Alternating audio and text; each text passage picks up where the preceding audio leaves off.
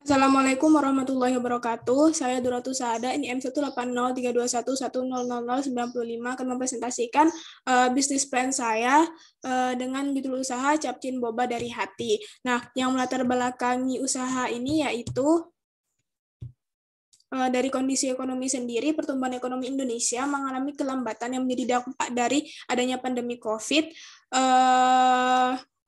Sehingga Badan Pusat Statistik atau BPS menginformasikan bahwasannya ekonomi Indonesia tumbuh melambat sebesar 2,97% yang terjadi pada kuartal 1 per tahun 2021. Oleh karenanya, berbagai langkah ditempuh pemerintah untuk mendukung dunia usaha sejak wabah COVID-19 melanda, khususnya bagi sektor usaha mikro, kecil, dan menengah yang harus cepat beradaptasi dan bertransformasi di tengah pandemi COVID-19. Adanya wabah pandemi COVID-19 ini membuat beberapa perubahan terhadap perilaku konsumen yang saya dapat dari sumber Yahoo, perubahan perilaku konsumen, yaitu yang pertama, konsumsi akan lebih berfokus pada nilai, dan juga konsumen akan membangun kembali awareness, dan konsumen online kini bukan hanya generasi milenial saja, tapi dari berbagai generasi, dan juga bangkitnya tren group buying. Namun berbeda dengan perilaku konsumen yang ada di desa tempat tinggal saya. Nah, meskipun dalam kondisi pandemi COVID sekarang ini, setelah hasil dari kuesioner saya membuktikan bahwasannya konsumen masih lebih menyukai belanja secara langsung, dikarenakan sebagian masyarakat desa itu belum memahami bagaimana mekanisme belanja secara online. Kalaupun belanja secara online, mereka pun harus COD mengambil barangnya. Artinya masyarakat itu lebih suka belanja online-nya kepada orang yang mereka sudah kenal atau tetangga mereka dan masih satu daerah. Yang selanjutnya, perubahan teknologi. Teknologi digital telah berkembang dalam sebuah sendi dan aspek kehidupan manusia. Adanya transformasi teknologi digital di situasi pandemi COVID-19 yang belum usai akan memberikan tantangan dan peluang tersendiri bagi pelaku usaha, khususnya UMKM. Untuk menghadapi tantangan dalam situasi yang tidak pasti seperti sekarang, pemanfaatan digitalisasi melalui media internet dan teknologi komunikasi dan informasi adalah salah satu cara yang dapat dilakukan oleh pelaku usaha untuk menciptakan peluang keberhasilan. Nah, pertumbuhan industri sendiri dari Kementerian Perindustrian meramalkan bahwa pertumbuhan industri makanan pada tahun 2021 dapat mencapai 4,49%, sedangkan itu industri minuman dapat tumbuh hingga 4,39%. Artinya, Kementerian Perindustrian meramalkan industri makanan dan minuman hanya dapat tumbuh sekitar 4,44% pada tahun 2021. Pelaku industri makanan dan minuman lebih optimis melihat proyeksi pertumbuhan di tahun 2021 dikarenakan laju pertumbuhan lapangan usaha industri makanan dan minuman pada kuartal 4 per 2020 akan kembali meningkat dari realisasi kuartal 3 di level 0,66%.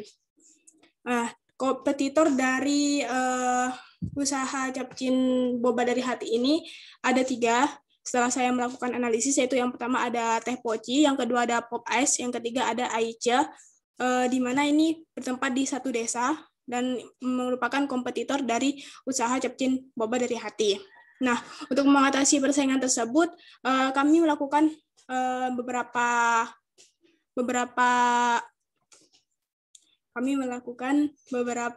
perbaikan, yaitu dengan membuat harga yang lebih murah dan terjangkau dan juga menggunakan banyak varian rasa dan menambah rasa manis, menggunakan kemasan yang kekinian dan menghidupkan tren minum boba.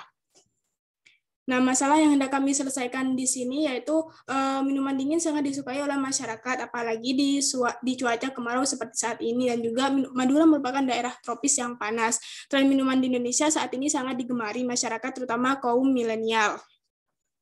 Salah satu yang disukai masyarakat yaitu capcin dan boba. Tren minum boba melejit setelah banyak tren minuman lain bermunculan.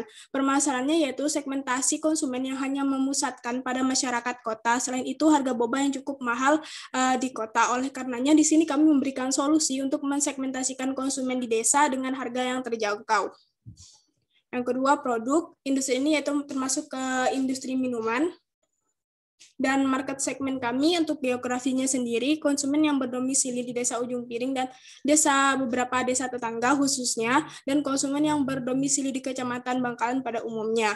Untuk demografi sendiri, untuk konsumen yaitu dari yang berusia 7-50 tahun, anak-anak maupun dewasa, dan tidak ada spesifikasi khusus untuk tingkat ekonominya dikarenakan harganya yang cukup terjangkau, dan juga semua profesi, baik itu kalangan siswa, mahasiswa, maupun pekerja dengan semua jenis pekerjaan.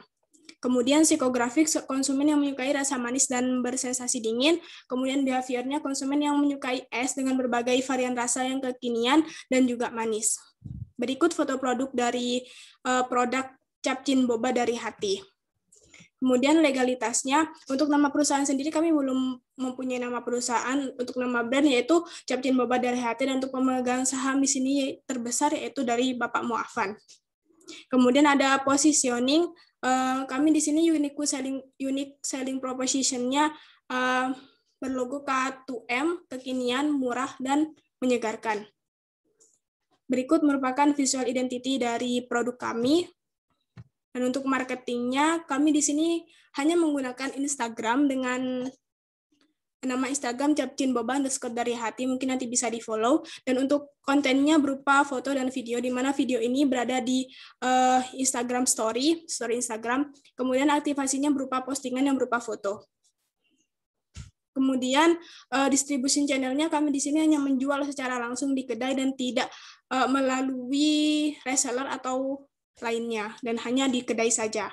Kemudian untuk operasional di sini ada pengadaan bahan baku, kemudian ada proses produksi dan proses distribusi. Kami di sini tidak melakukan proses penyimpanan produk secara langsung, tetapi kami di sini hanya melakukan proses penyimpanan yang berupa bubuknya, yang pengadaan bahan baku saja. Kemudian organisasinya, yaitu di sini ada CEO yang bertanggung jawab atas semua prosedur, kemudian ada operating, ada marketing, dan ada finance. Operating di sini mereka yang mengadakan bahan baku, kemudian yang mengecek cup seller dan blender, karena blender tersebut sering rusak. Kemudian ada marketing, mana marketing di sini yang menjaga kedai dan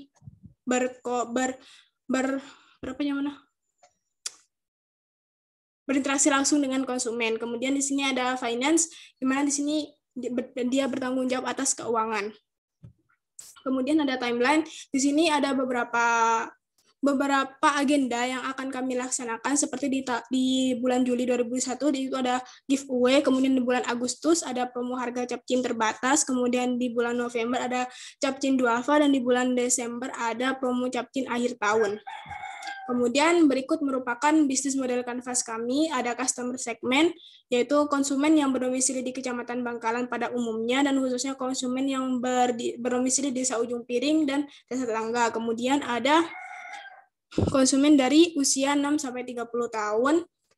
Kemudian ada customer relationship, pelayanan yang ramah, penjualan dilakukan secara langsung, kemudian channelnya melakukan promosi melalui website dan media sosial, kemudian juga melalui brosur. Kemudian value proposition itu kemasan yang modern dan kekinian secara lebih praktis, terdapat 8 varian rasa, kemudian ada key activities, membeli bahan baku, produksi, melakukan penjualan, peningkatkan kualitas rasa produk, kemudian ada key resource, brand, merek, bahan baku, peralatan, SDM, kemudian ada key partner, ada supplier, pedagang toko, kemudian cost structure-nya, biaya pembelian bahan baku, biaya pembelian peralatan, biaya maintenance, dan biaya SDM. Kemudian revenue stream-nya, penjualan Capcin dan Boba. Sekian yang dapat saya sampaikan, semoga ini cukup 5 menit. Wassalamualaikum warahmatullahi wabarakatuh.